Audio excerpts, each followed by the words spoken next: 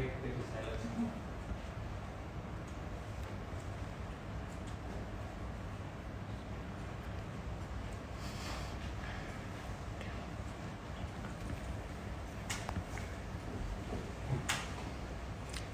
semua.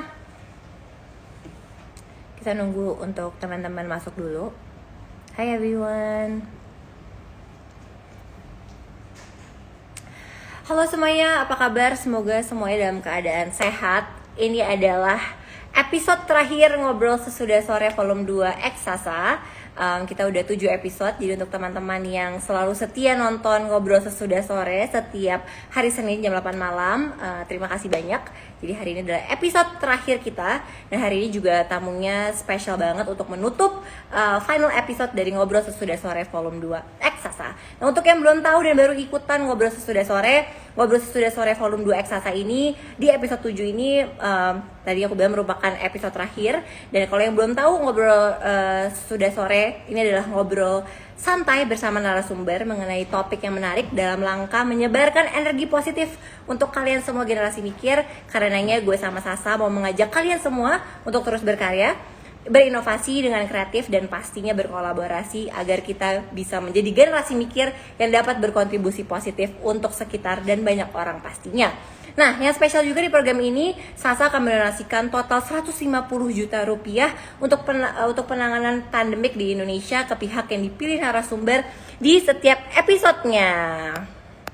Jadi hari ini gue akan mengundang, akan ngobrol-ngobrol sama temen gue, seorang perempuan yang hebat banget dengan segala potensinya dan karyanya. Jadi langsung aja kita undang, coba kita lihat ya, udah ada apa belum ya.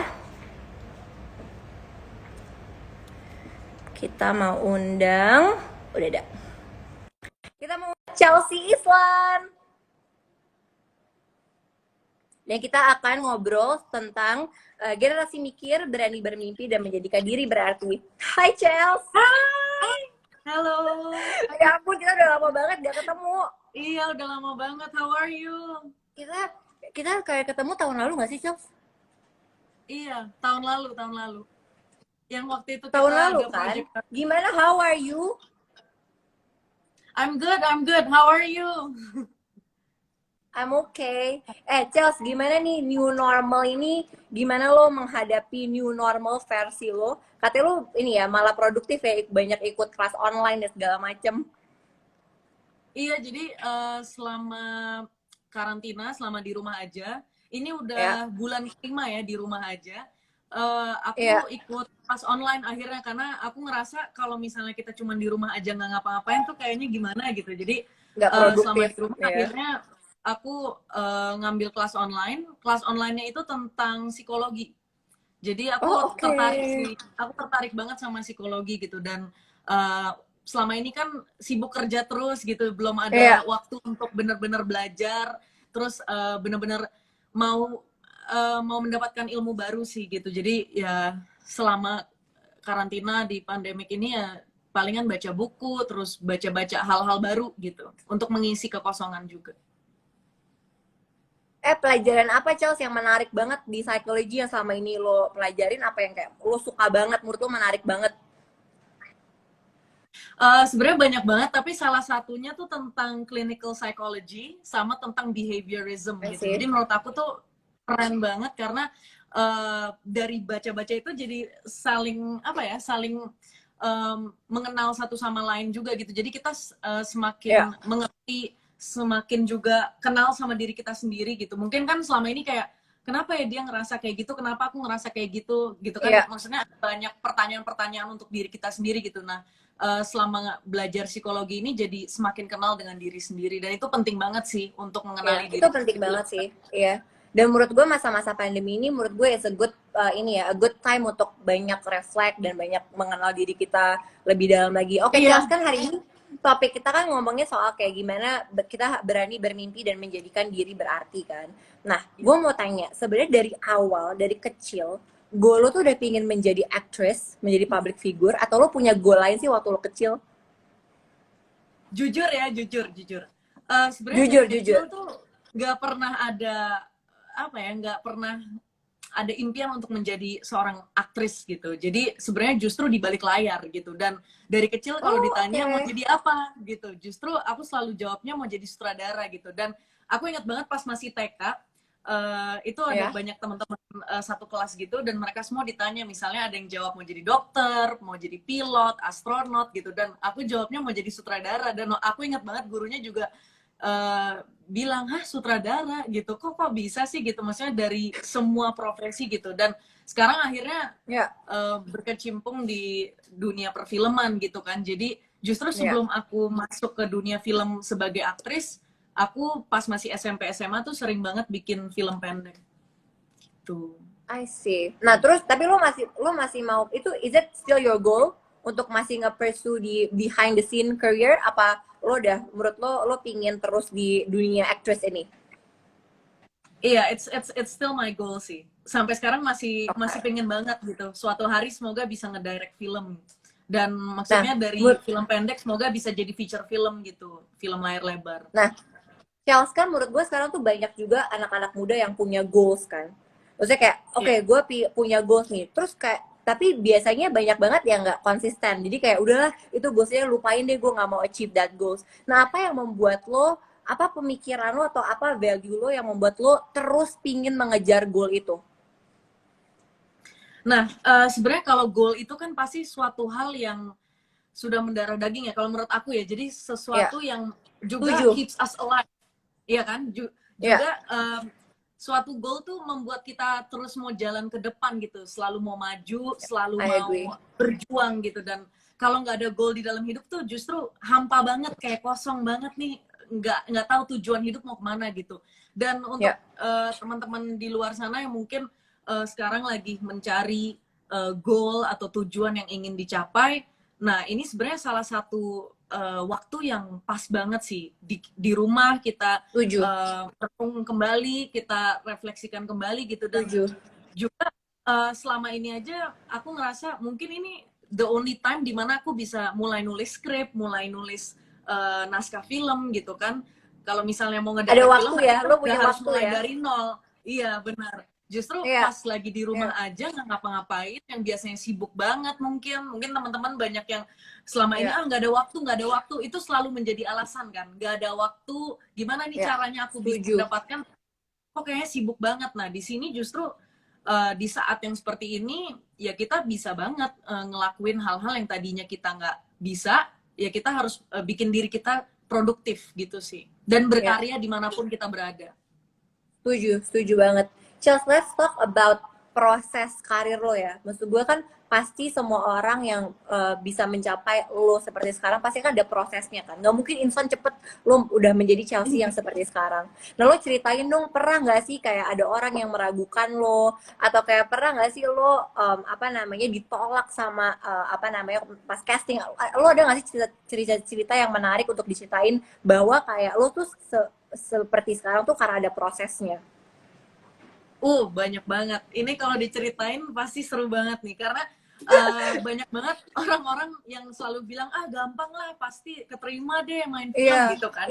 Itu banyak banget yang suka ngomong kayak gitu. Padahal aku ada satu cerita, ini it's a true story. Jadi pas waktu di film Di Balik 98, itu film ketiga aku ya. Jadi tahun 2014 kurang lebih sih.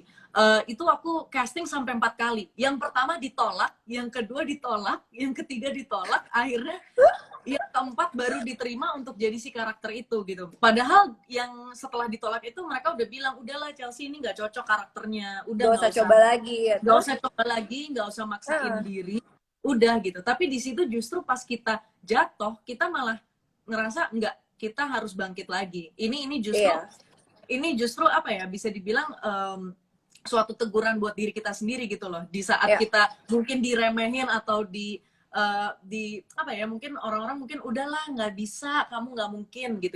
Di situ justru kita harus bisa membuktikan diri kita sendiri bahwa enggak kok, saya pasti bisa, kita pasti bisa gitu. Di situ kita semangatin diri kita sendiri, dan akhirnya setelah berapa kali tuh udah casting 3 kali, jadi semangat ya. baru diterima. Iya, semakin semangat gitu. Itu luar biasa sih, berarti lo ini ya, lo persistence ya, maksudnya lo terus lo kejar ya. Iya, iya. Iya, iya. Itu salah satu kuncinya sih. Um, you have to have apa ya, harus determine gitu loh, harus ada determinasi yang tinggi gitu untuk Iya, mencapai suatu iya, sebuah goal. Itu sih menurut iya. aku. Charles, gue setuju Charles, gue juga menurut gue pernah pernah dengerin interview lo, gue pernah nonton interview lo. Habis itu tuh lo pernah bilang bahwa uh, gue research lo bilang bahwa sebenarnya kayak perempuan itu bukan cuma dari penampilannya doang kan, maksudnya perempuan tuh bukan cuma dari outside-nya, bukan dari cuma look-nya, tapi beauty, inner beauty, brain, behavior. Nah, lo bisa nggak sharing ke teman-teman di sini tuh pemikiran lo itu tuh maksudnya gimana sih, dan kenapa penting untuk perempuan itu punya beauty, inner beauty, brain, and behavior? Iya, itu penting banget sih. Jadi ini sebenarnya aku juga pas Go Girl Look waktu itu aku bisa cerita sedikit sih sebenarnya. Ya, Aku mulai percaya sama beauty, brain, and behavior itu pas aku ikut Go Girl Look tahun 2011. Jadi itu masih oke. SMA. Di situ justru benar-benar nggak pernah tahu gimana sih kayak ikut ajang kontestan dan yang kayak beauty pageant gitu kan.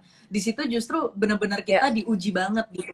Dan aku baru belajar bahwa beauty, brain, and behavior itu suatu hal yang penting banget untuk dimiliki ya seorang wanita gitu. Dan ya, sebagai perempuan sih aku ngerasa kita nggak boleh dijudge dari penampilan saja atau looks gitu kan. Banyak sekali orang selalu judge the book by its cover gitu ibaratnya ya, selalu dari ya, appearance gitu. Tapi kita harus juga melihat dari personality-nya, terus kecantikan itu kan juga inner setuju. beauty, nggak hanya yang ada di luar tapi dari dalam gitu. Dan itu sih justru Dalam. di situ aku belajar banget gitu. Dan mungkin ini yang memang harus kita pelajarin bareng-bareng sih gitu, untuk selalu apa ya, selalu melihat orang bukan hanya dari tampilan saja gitu, tapi dari cara Setuju. berpikirnya, mungkin tutur katanya, ya banyak sih, banyak banget yang kita bisa Behaviornya belajar ya. dari orang lain gitu. Dan di situ sih menurut aku itu membuat aku juga jadi nggak melihat orang cuman dari pas pertama kali ketemu. Biasa kan I first agree. impression kita ngelihatnya cuman wajah atau Look, apapun itu ya, gitu. Iya, the look gitu kan. Tapi ya, kan kita justru I harus agree. benar-benar ngenalin nih orangnya gimana, berpikirnya kayak Ya, gimana, toleransi atau tidak, ya, yang hal-hal gitu sih sebenarnya as simple as that gitu sih menurut setuju. aku. Setuju. By the way, what I admire about you juga, kayak lo bukan cuma kayak apa ya, persistence untuk meraih mimpi lo, tapi lo juga membantu mimpi anak-anak lainnya gitu.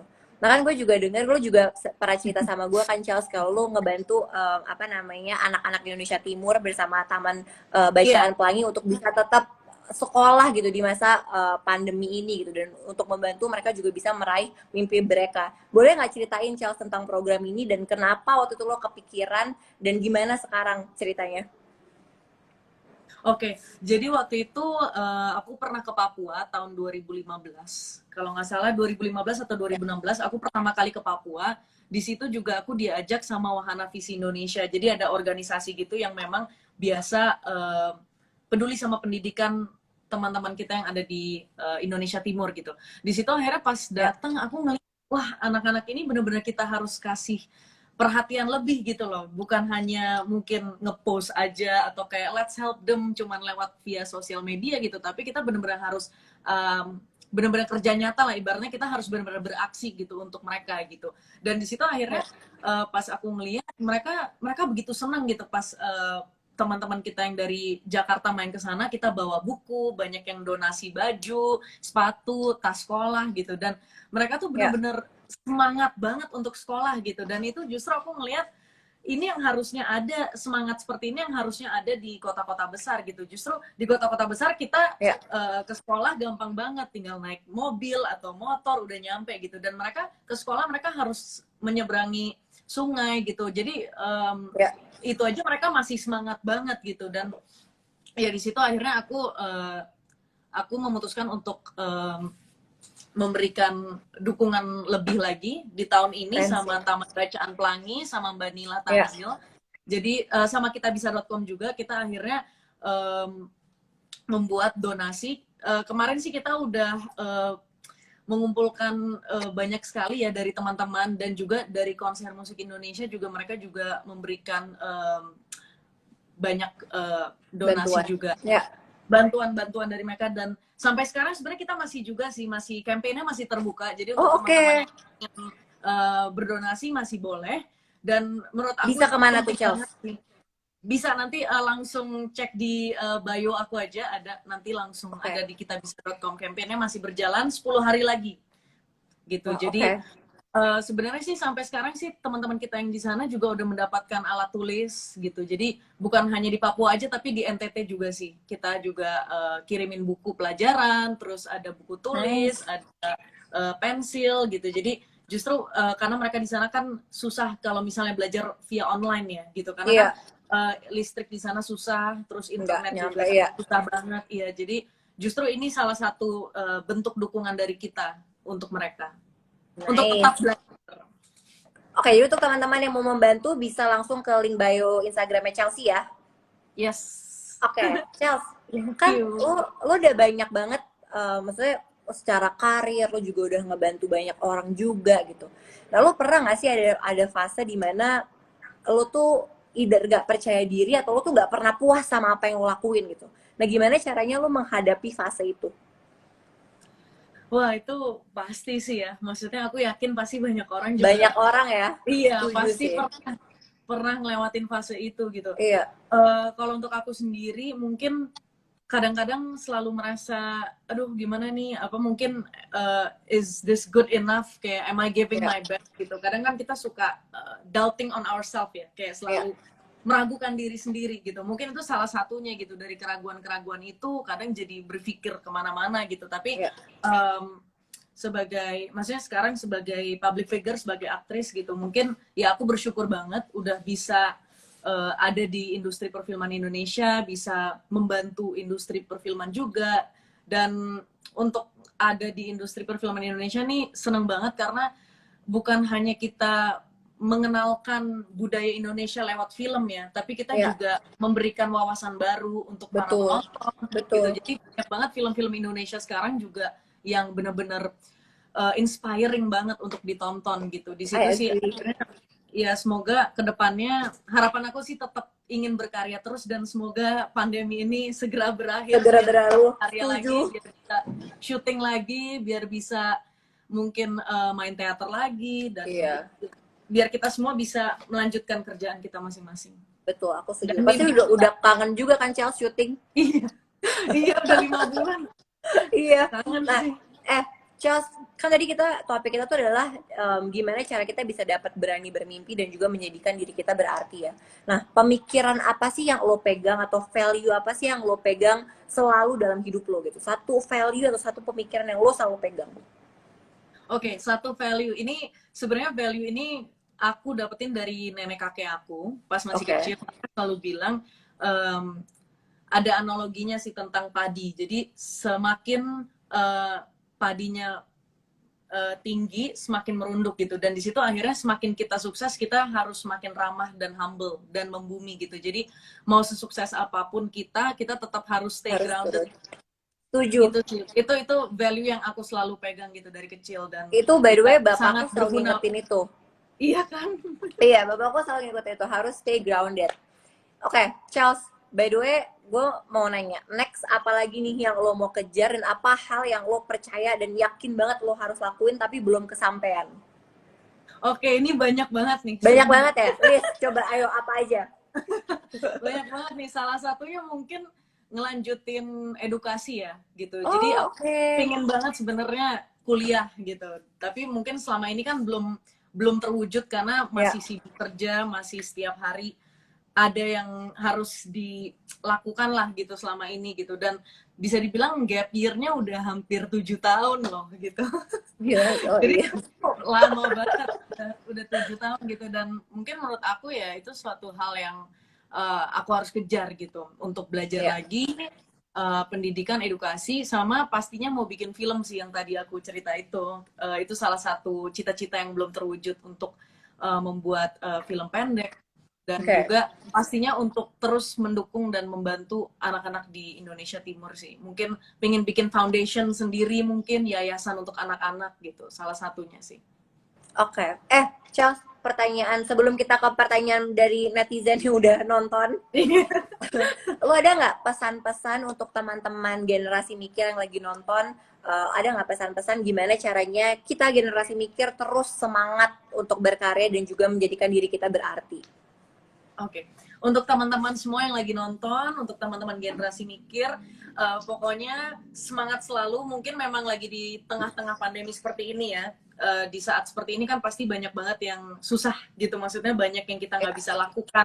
Dan pastinya semua yang bisa kita lakukan hanya dari rumah gitu, secara virtual. Kayak sekarang aja kita ngomong, kita diskusi aja harus lewat Virtual. lewat online gitu. Mungkin kalau nggak ada ini semua, mungkin kita udah ketemu, udah Betul. udah punya mungkin kolaborasi ide baru atau apapun. Iya. Tapi untuk teman-teman semua tetap semangat, jangan putus asa, dan kita tetap bisa produktif kok. Jangan sampai pandemi ini justru menghambat kita dari mimpi-mimpi kita yang kita mau capai, mungkin goals-goals kita yang mau kita raih gitu. Jangan sampai kita malah karena ada ini jadi nggak bisa. Enggak, itu bukan alasan. Jangan jadikan itu alasan. Setuju. Itu sih, harus tetap maju pokoknya. Semuanya pasti bisa kok.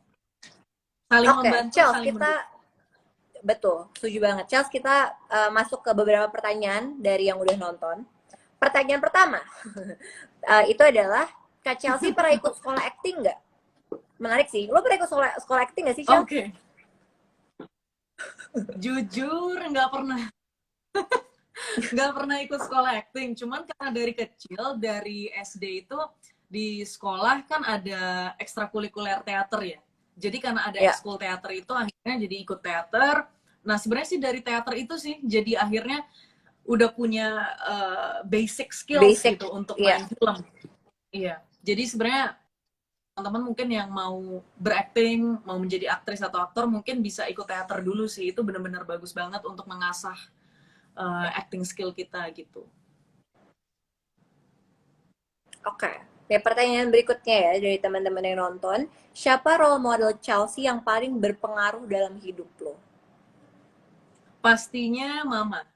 Mama aku. Kenapa tuh, Chelsea? Mama aku role model aku banget, karena dari kecil juga aku dibesarkan oleh mamaku, dan banyak banget hal-hal yang aku pelajarin dalam hidupku ini benar-benar dari mamaku semuanya. Dan sebenarnya yang mendorong aku juga untuk terus berkarya itu mamaku gitu. Jadi she keeps on inspiring me, motivating me gitu. Jadi itu sumber motivasi aku sih gitu. Dan menurut aku tanpa mamaku aku nggak bisa menjadi Chelsea yang sekarang. Oke, nah Charles, question, jika bukan menjadi aktris atau sutradara, profesi apa yang lo pikirkan, yang lo pingin, yang profesi apa lagi nih selain kalau misalkan, nah profesi apa yang lo pikirkan dan akan lo jalankan kalau lo tidak menjadi sutradara atau aktris? Oke, ini sebenarnya salah satu cita-cita juga sih, jadi diplomat. Oh, oke. Diplomat. Menarik. Makanya kenapa tuh, Charles?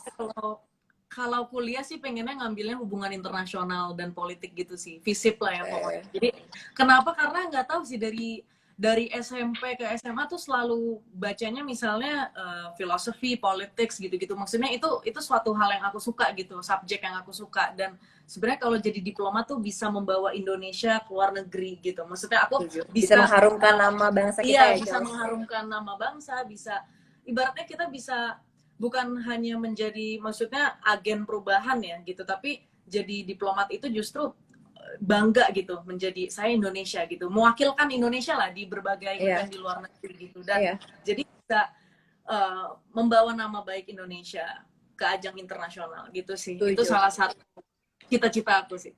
Menarik sih, aku nggak pernah tahu loh, Charles. Nah, by the way, ada 2 pertanyaan lagi nih dari generasi mikir. Yang pertama adalah bagaimana kita mengurangi rasa insecure.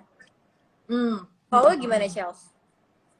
Wah, itu sih aku yakin banget kita semua apalagi merasakan ya. Iya, pasti merasakan banget, apalagi kita quarter life nih, kayak umur-umur 25 gitu. Betul. Banyak banget rasa insecurity gitu dalam diri kita.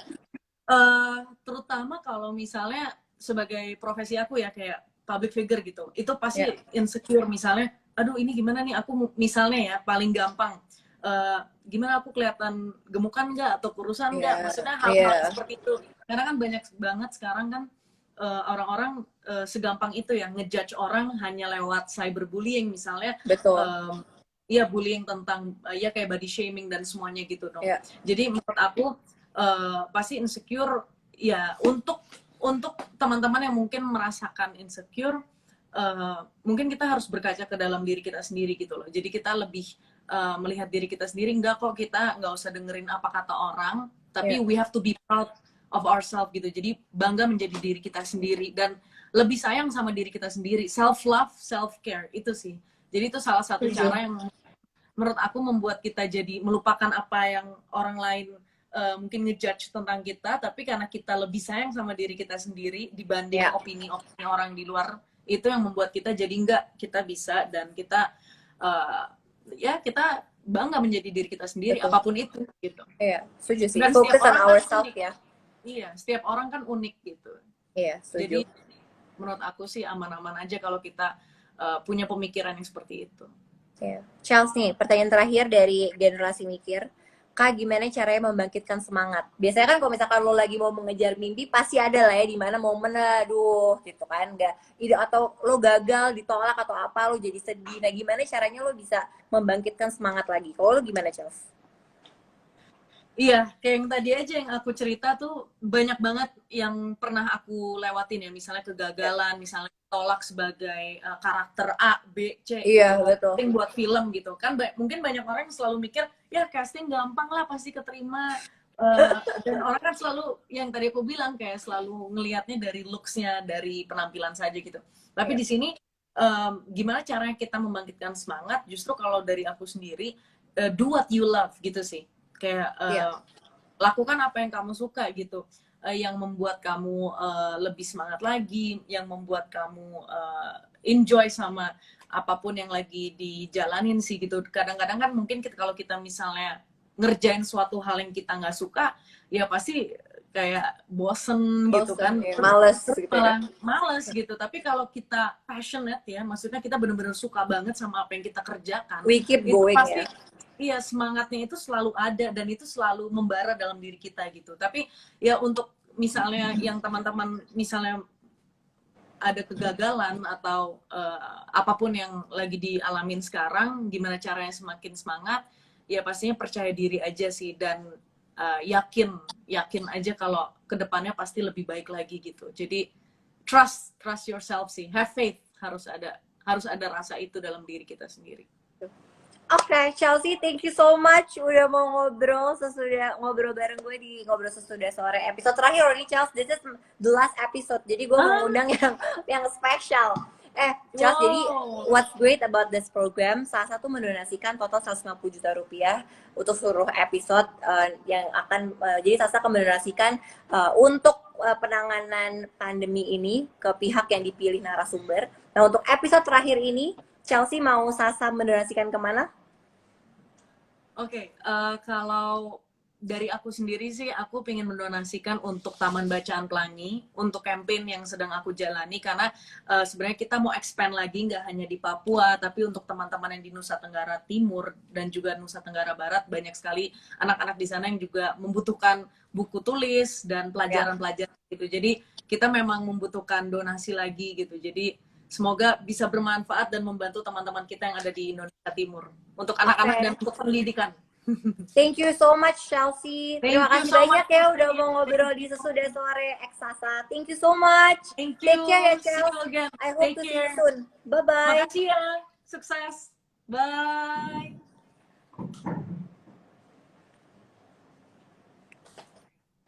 Oke. Terima kasih semuanya yang sudah nonton terus dan setia nungguin Ngobrol Sesudah Sore volume 2 Eksasa. Ini episode terakhir, ini narasumber Chelsea menjadi episode terakhir Ngobrol Sesudah Sore volume 2 Eksasa. Sekali lagi terima kasih banyak untuk Sasa yang sudah mendonasikan total 150 juta rupiah untuk penanganan COVID-19 melalui program Ngobrol Sesudah Sore volume 2. Terima kasih untuk teman-teman yang sudah menjadikan tontonan Ngobrol Sesudah Sore volume 2 Eksasa menjadi kegiatan yang wajib di hari Senin jam 8 malam. Semoga bisa menginspirasi banyak orang, dan semoga teman-teman bisa terus produktif di masa-masa new normal ini. Tetap jaga kesehatan, kalau keluar pakai masker, jangan lupa bawa hand sanitizer, tetap jaga jarak, dan semoga bisa terus produktif yang pastinya. Dan semoga kita generasi Bikir bisa menjadi generasi yang selalu mau berkontribusi, yang tidak takut berkarya, dan bisa terus berkontribusi pastinya, dan menginspirasi banyak anak muda lainnya. Take care, terima kasih yang sudah nonton Ngobrol Sesudah Sore. Putri Tanjung pamit.